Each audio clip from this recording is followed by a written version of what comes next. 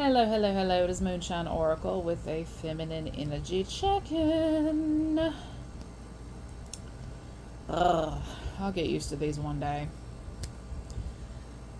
Um, Disclaimers are in the description boxes of all the videos because I will not be dealing with anybody's triggered, unhealed bullshit. Get it, got it good, moving on.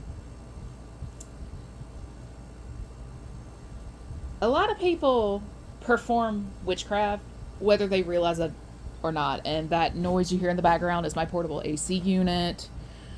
In the process of getting the I almost said hearts, the parts to get that fixed.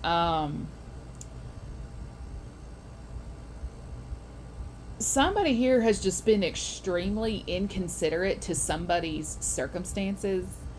And it's one of those you have to tread very carefully, because to go around calling somebody a prostitute, a sugar baby, and stuff like that, when they earn their money honestly, they've earned it ethically and all that jazz, they're just independent. Like, somebody here really got so triggered and jealous over someone's independence that they kind of caused some issues that saying sorry just ain't gonna fix. Like, let's be for real. Saying sorry ain't gonna fix it. But my thing is this: there's too many people looking back on the past instead of looking at the present, looking towards the future. They're looking at the past, and that's one of the things. This is like, I'm wanting to say that Mercury is about to go in the air fryer again, because holy shit, technology is being a butthole. People from the past are like in an emotional uproar, and it's like, stop. Because if you're anything like me, you don't like clingy energy. You don't like clingy spirits. You don't like people who cannot pick themselves up by the damn bootstraps and get a grip on themselves. You don't like people who cannot do that. I think because it's giving these people peaked in high school. They're so used to going by what things were the last time they saw a person. It caused a lot of confusion, a lot of misunderstandings. It just caused somebody to be seen in a light they did not deserve to be seen in. And it's like, again, saying sorry isn't going to fix it. And now that I've said that, just because you knew somebody back in the day does not entitle you to a spot in their life. And a whole bunch of people are starting to see this. And sometimes it comes 20 years too late. Just 20 years too late. Not everybody wants to go to their 10-year reunion unless you peaked in high school. And a lot of people need to understand that high school was not the time of everybody's life.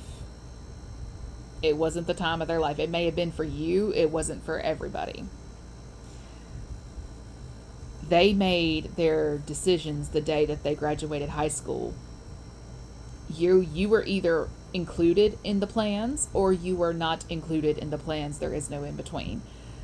You either took it upon yourself to maintain a relationship with somebody or you did not.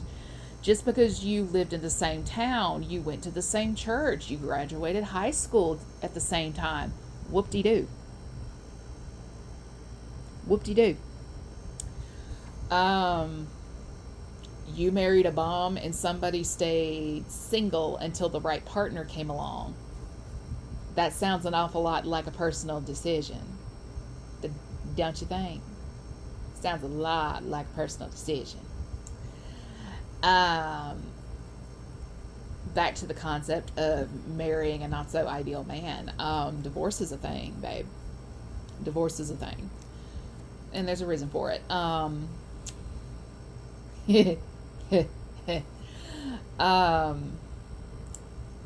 Somebody here just really and truly cannot sit with themselves, and it really annoys me, because if you're introverted like me, you like your peace, you like your quiet, you don't want to be bothered, and it's always a person who cannot sit with themselves that will go to some insane lengths to regain access to somebody. Because this goes deep. Like, this, like, people's sense of entitlement is genuine insanity to me at this point, because I don't feel entitled to anybody. So when people feel entitled to me, it's weird. Because it's like, why? Because like, this level of entitlement is so bad. Somebody out here thinks your account, like your bank account, is theirs. Your house is theirs. Your peace is theirs. And then what it is, it's they think it should be theirs. They think what is yours should be theirs. How dare you have it and they not?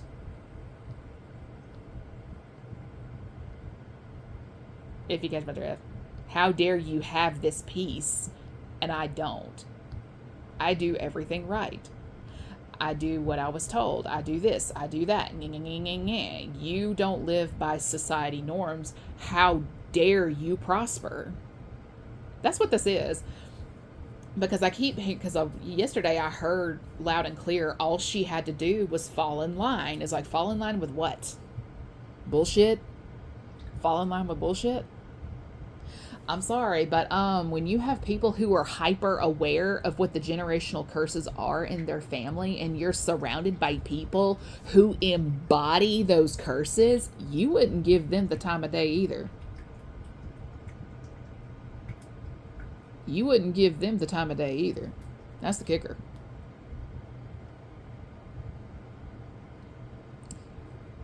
But the thing is, nobody causes an uproar in people's lives like people who just do not know who they are. They don't know who they are. They don't know who they are without somebody else telling them who they are. And it's like, ooh, you a liability. You a walking red flag. But the problem is, these are the same people who think they can go around telling you what you are. And it's like, excuse me? Squeeze me? Now, back to the concept of people do witchcraft and they don't know it. Gossip is a form of witchcraft. Word magic. You're weaving a spell of negativity around a person's name and reputation, so that way someone doesn't like them. They get rejected by someone. They don't get considered for a project. They don't get hired for that job. The man that was wanting to marry them, oh, her reputation's bad, I can't be seen with her, type shit. And it's like, yeah, karma's gonna be a bitch for you. Karma gonna be a bitch for you. Because some of the people I know that do this, they already have an unstable foundation in terms of their mental and emotional health because of their insecurities. And when they see somebody who is the opposite of them thriving and prospering and not being a people pleaser, it triggers them. Because they're seeing that they didn't have to choose what they chose. Their husbands are either undereducated, underemployed, or they're not employed at all. But what I'm also getting is men who struggle to perform alongside their peers. They always end up finding religion. And the thing about the church, like the evil side of the church, is they look for people who are vulnerable. They look for those who cannot compete with the ideal genes and stuff like that. They look for those who fall short the glory. Like there's something about them that lacks. And they seek, like, this is how they reel you in, though. Like, it's psychological warfare at its finest, honestly, because you find the right one. It's like, ooh, there you go.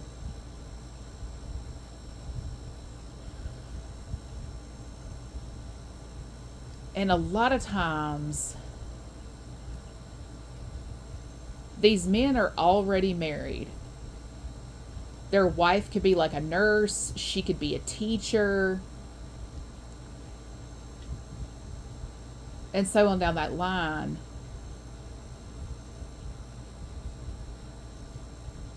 Like, this is a man who's just there. He's not good at business, he's not a good manager, he's a good employee, but wife makes more, that type of thing. And it makes them feel inadequate. But he finds the church.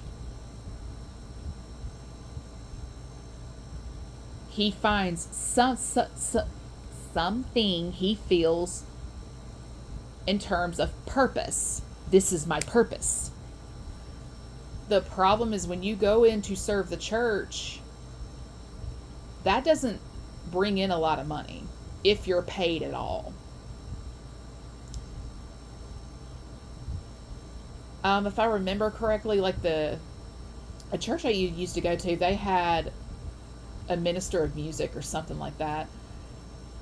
Paid like $18,000 a year, I think.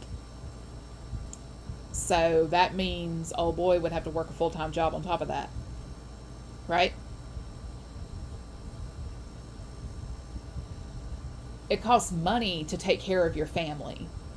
It costs money to provide them with a roof over their head, food on the table, utility bills paid. It costs money to live in this motherfucker.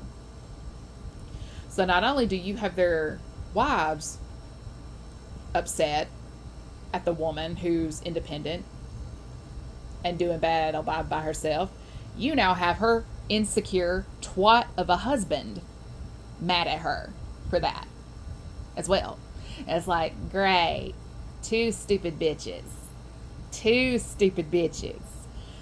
Those two talk, they formulate a plan, and they slowly circulate this plan at the church they're in. Now you've got a whole church of dumbasses up your ass for no damn reason. And every single one of them are doing this little thing called pocket watching. What do you spend your money on? And so on down that line. And God help you if you started to like change things around your house. You had the same furniture for 15, 20 years. It's just time for new. It's old, it's worn, and you're sick of looking at it. So you get new stuff. You get approved for financing. You're now trying to pay all that off. Well, now you get stuck. Your car needs new tires. You got to get that taken care of. Your HVAC is coming up, like certain HVAC parts, like your motors on your fans, your switches and all that jazz. You got to get all that done, right? So naturally, there's things your money has to go towards, but what they're failing to understand is you're up to your own eyeballs in your own responsibilities and obligations. They see you handling these the business that is yours and your obligations, and they're mad because you're not coming to take care of their business and their obligations.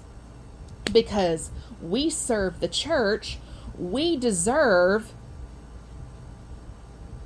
your help, basically. And they don't ask you for this help. They just lay it out there like it's like they're obligated to come help them out because they're a pastor. And it's like, I'm about to cuss you motherfuckers down and out. Like, I hate scammers. I cannot stand people who use their spiritual or religious background to like get money out of people. Well, because we serve God and I'm just a teacher. It's in the summer and we need help with our water bill and our light bill. And it's like, why isn't your husband working, ma'am?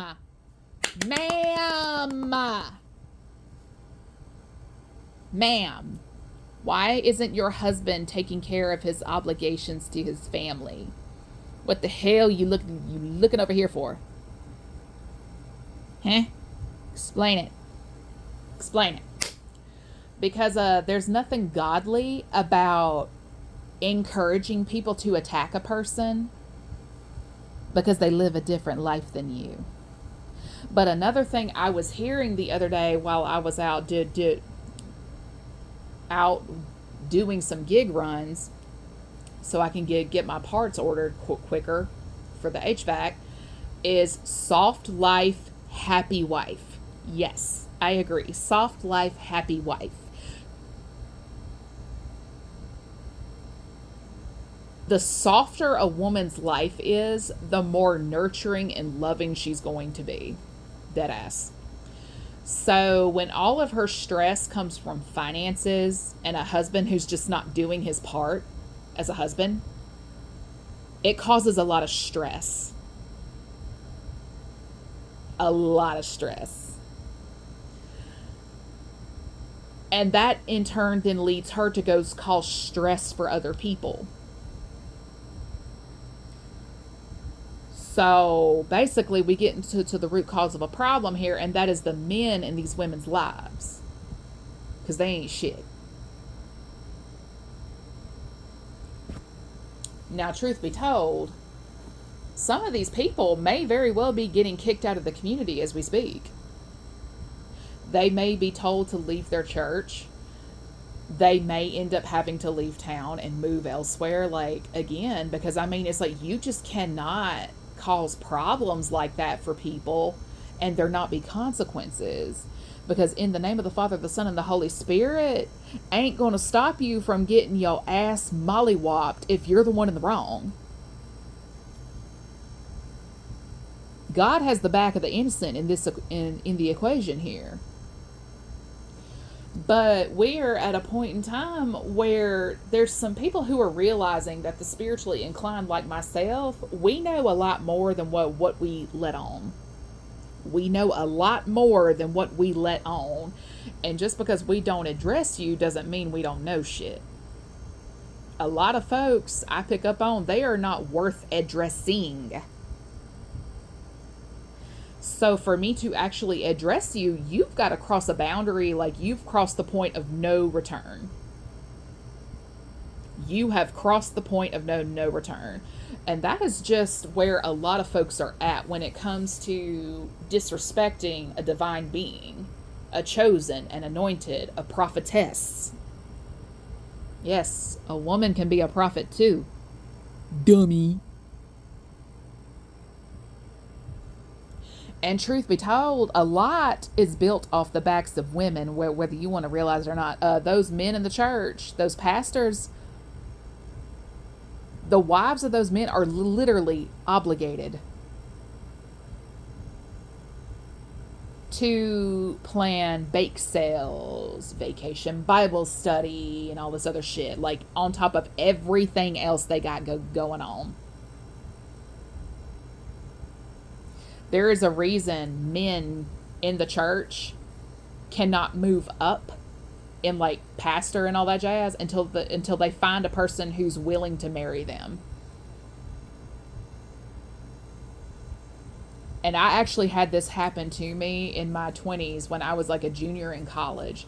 There was a youth pastor of sorts. That man was not blessed with looks. Very unfortunate. It was unfortunate. Like, it's unfortunate. That man is so ugly. And he knows he's ugly. That's the kicker. But what he lacked in looks, he made up for in personality. But it's one of those, he was so unskilled in dating that he couldn't pick up on cues that, like, he wanted women to be honest about why they didn't want to date him. And you could tell. Like, he just wanted to hear it. And it's like, why? Like, he was looking for a woman who would look past his appearance. And it's like, I can't do it! And on top of that, I was trying to finish school. And me being from a wealthy family, there's expectations he would be expected to fulfill. Being a man of God, and that's all you got going, is not going to impress them. Because what people like him tragically failed to understand is, just because we are nice And polite does not mean you get a chance at this over here with me or anybody else. Know thy lane and stay in it. So, and if it's anything I know about a religious man, they don't know how to stay in their lane. They're too busy believing themselves entitled to every woman who walks this earth because she's a woman. Never mind the tax bracket she comes out of. Because these are the same men who say that women need to submit to men, and it's like it's the men in these women's lives who are telling them to avoid you.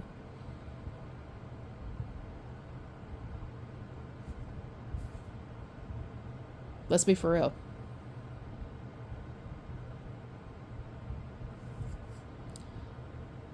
Let's be for real. Our fathers, grandfathers, and uncles, they put us on game. So the joke is really on these men at the end of the day, but at the same time causing her stress, like all the stress and the lives of the women around you. They hate you. They don't love you. They hate you.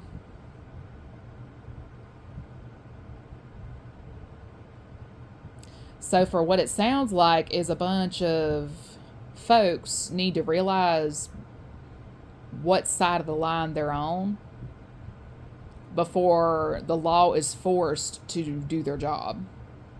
Because I've said it once, I'll say it 1,000 times. In the name of the Father, the Son, and the Holy Spirit ain't going to work when it's you who's in the wrong. And with that, everyone have a good day.